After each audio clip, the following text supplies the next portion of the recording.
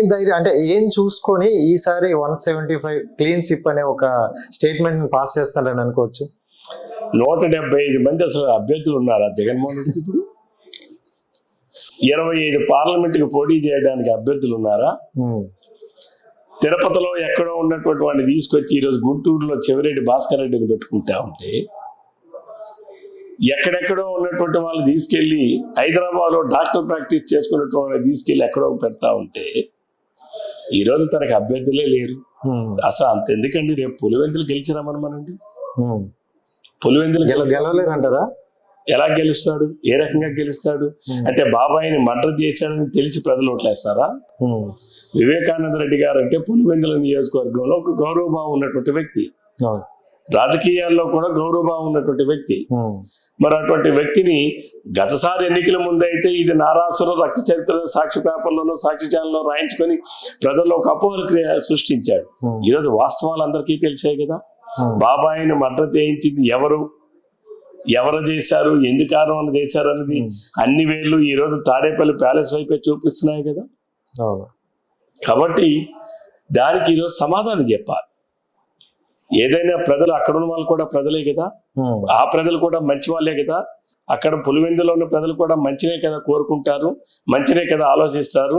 ఇది సొంత బాబాయినే మర్డర్ చేయించినటువంటి వ్యక్తిని ఆదరిస్తారా? సొంత చెల్లిని, సొంత తల్లిని మెడపట్టు గెంటేసినటువంటి వ్యక్తిని ఆదరిస్తారా? తోడబుట్టిన ఆడబిడ్డకి ఆస్తిలో సమాన హక్కు ఉన్నటువంటి ఈ భారతదేశంలో ఆస్తి ఇవ్వకుండా బయటికి గెట్టినటువంటి అన్నను చూసి ఎవరైనా, ఏ చెల్లి అయినా ఏ అక్క అయినా ఆదరిస్తుందా? నా బిడ్డ ఒంటరివాడు, నా తండ్రి లేని బిడ్డ, నా బిడ్డను మీరు ఆ హక్కుని తీర్చుకోండి అని చెప్పి అధికారంలోకి రావడానికి పాపం రాత్రి పగలు కష్టపడేటువంటి తల్లిని మెడపట్టుకు బయటికి గెంటారే, ఏ తల్లి అయినా జగన్మోహన్ రెడ్డిని ఆదరిస్తుందా? పులివెందుల్లో ఉన్నటువంటి ఏ అక్క, ఏ చెల్లి, ఏ తల్లి కూడా ఈ జగన్మోహన్ రెడ్డి ప్రవర్తన క్షమించదు. అందుకే రేపు పులివెందులో జగన్మోహన్ రెడ్డి గెలుస్తాడా అని చెప్పి అందుకే ప్రశ్నిస్తాం. Super and right. అంటే ఈ సీట్ల విషయం చూసుకుంటే, అంటే అంతవరకు జనసేన పార్టీలో ఉన్న చాలా మంది తెలుగుదేశం అంటే బాగా క్లోజ్గా ఉండేవారు. సీట్ల విషయంలో 24 సీట్లు రావడమే, మాకు ఎందుకు అన్ని తక్కువ సీట్లు ఇచ్చారని కొంతమంది అడుగుతూ, కొంతమంది బయటికి వెళ్ళిపోవడం కూడా ఉంది జన కార్యకర్తలు. బట్ సీఎం గారు ఏమంటారంటే, ఐ మీన్ మాజీ ఎవరైపోయే సీఎం సారీ, అండ్ ఆయన ఏమంటారంటే మేము చాలా ఆలోచించి తీసుకుంటామని అన్నారు. అంటే ఇక్కడ రెండు పార్టీలు పొత్తుతో వెళ్తున్నాం. రెండు పార్టీలు ఉన్నటువంటి నాయకులు కానీ కార్యకర్తలు కానీ మన లక్ష్యం ఏంటి? మా లక్ష్యం ఏంటి? మా లక్ష్యం ఈ రాష్ట్ర అభివృద్ధి, రాష్ట్ర ప్రజల సంక్షేమం, భవిష్యత్ తరాలకు భవిష్యత్తు కల్పించేటటువంటి బాటలు వేయడం, ఇది మా లక్ష్యం. ఈరోజు ఏ జగన్మోహన్ రెడ్డి అరాచకవాదని చెప్పామో, ఏ జగన్మోహన్ రెడ్డి ఇసుక దోపిడీ చేశాడని చెప్పామో, ఏ జగన్మోహన్ రెడ్డి మైన్ దోపిడీ చేశాడని చెప్పామో, ఏ జగన్మోహన్ రెడ్డి వైన్ దోపిడీ అని చెప్పామో, ఈరోజు పార్టీలు మార్చి మనం గొంతులు మార్చేస్తే ప్రజలు నమ్మేస్తారా? నిన్నటి వరకు ఒకటి మాట్లాడి ఈరోజు ఇంకోటి మాట్లాడితే ప్రజలు ఏమైనా అమాయకులా? నాయకులు కానీ కార్యకర్తలు కానీ పొలిటికల్ క్యారెక్టర్, ప్రతి ఒక్కరు కూడా క్యారెక్టర్ని నిలుపుకోవాలి. ఈరోజు తెలుగుదేశం జనసేన ఎన్ని సీట్లో పోటీ చేస్తున్నాం అంత ఇక్కడ ప్రశ్న కాదు. గెలిపే ప్రాతిపదిక మీద ఉండాలి. Why not 175, why not Pulivendula, ఇది కూడా మా నినాదం. ఇందులో భాగంగానే జనసేన అభ్యర్థి గెలుస్తారు అనే దగ్గర జనసేన అభ్యర్థికి ఇచ్చారు, తెలుగుదేశం అభ్యర్థి గెలుస్తారు అనే దగ్గర తెలుగుదేశం అభ్యర్థికి ఇస్తారు. అంతే తప్ప ఇక్కడ తెలుగుదేశం ఇవ్వకూడదనో, లేకపోతే జనసేనకి ఇవ్వకూడదనో, లేకపోతే ఇక్కడ జనసేనకి ఇవ్వాలనో, లేకపోతే తెలుగుదేశంకి ఇవ్వాలనో ఇక్కడ నియమం కాదు. గెలిపే ప్రాతిపదిక మీద వెళ్ళాలి. దానికి నాయకత్వాలకు కూడా సహకరించాలి. జనసేనలో ఉన్నటువంటి నాయకులు కార్యకర్తలు కావచ్చు, తెలుగుదేశం పార్టీలో ఉన్నటువంటి నాయకులు కార్యకర్తలు కావచ్చు, మన లక్ష్యం ఈ రాష్ట్రం కోసం కాబట్టి అవసరం అనుకుంటే కొన్ని త్యాగాలు చేయాల్సినటువంటి అవసరం ఉంది. అందుకే నేను కూడా చాలాసార్లు చెప్పా, ఈవెన్ అనేక ఇంటర్వ్యూలో కూడా చెప్పా, ఎవరు ఎక్కడ పోటీ చేస్తామనే ప్రశ్న కాదు, ఎవరు ఎక్కడ గెలుస్తామనేటటువంటిదే ప్రశ్న. అక్కడ ఆ ప్రాతిపదిక మీద వెళ్ళాలి తప్ప ఆశావాలు ఉంటారు. రేపు అధికారంలోకి వస్తుంది తెలుగుదేశం జనసేన పార్టీ, ఇంకా అనేక రకాలైనటువంటి బాధ్యతలు ఉన్నాయి, అనేక రకాలైనటువంటి బాధ్యతలు తీసుకునే పదవులు ఉంటాయి. వాటిలో వాళ్ళందరినీ కూడా అకామిడేట్ చేయడానికి మా అగ్రనాయకత్వం చంద్రబాబు నాయుడు గారు, పవన్ కళ్యాణ్ గారు కూర్చొని నిర్ణయిస్తారు. రేపు ఎమ్మెల్సీలు ఉన్నాయి, 58 ఎమ్మెల్సీలు ఉన్నాయి, అలానే రాజ్యసభలు ఉంటాయి, ఇంకా కార్పొరేషన్లు ఉన్నాయి, ఇంకా ఇతర అనేక కమిషన్స్ ఉన్నాయి.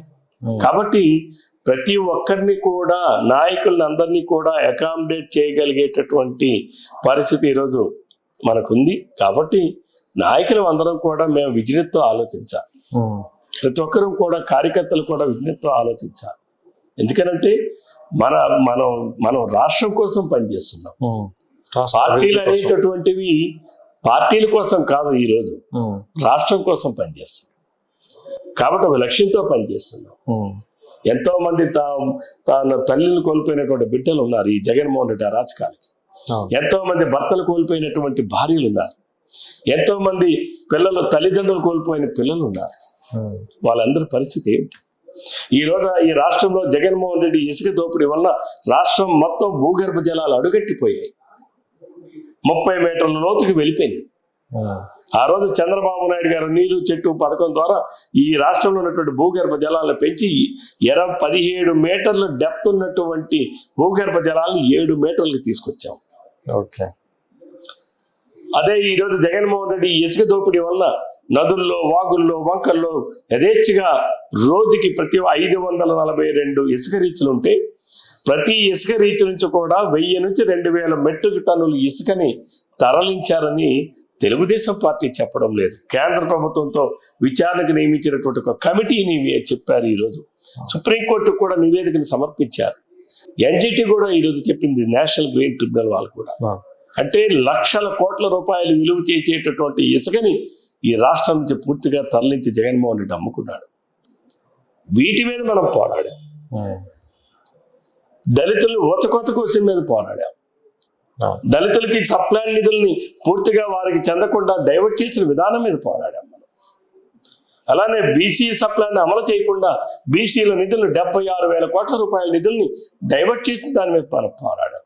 మన పోరాటం తాలూకా లక్ష్యం నెరవేరాలంటే, మన పోరాటం దేనికోసం, ఎవరి కోసం, ఏ అణగారిన వర్గాల కోసం మనం పోరాటం చేశామో వాళ్ళందరికీ రేపు మంచి జరగాలి అంటే తప్పనిసరిగా తెలుగుదేశం, జనసేన అధికారంలోకి రావాలి. ఈరోజు మా ఇరువురు నాయకులు తీసుకున్న నిర్ణయానికి ప్రతి ఒక్కరూ, జనసేనలో ఉన్న వాళ్ళు కానీ, తెలుగుదేశంలో ఉన్న వాళ్ళు కానీ తప్పనిసరిగా గౌరవించాలి. అంటే సమస్య లేని ఇల్లు ఉండదు, పరిష్కారం లేని సమస్య ఉండదు. బంధాలు గొప్పవి, బాధలు చిన్నవి. మీ సమస్యని మేము పరిష్కరిస్తాం. రండి, మాట్లాడుకుందాం.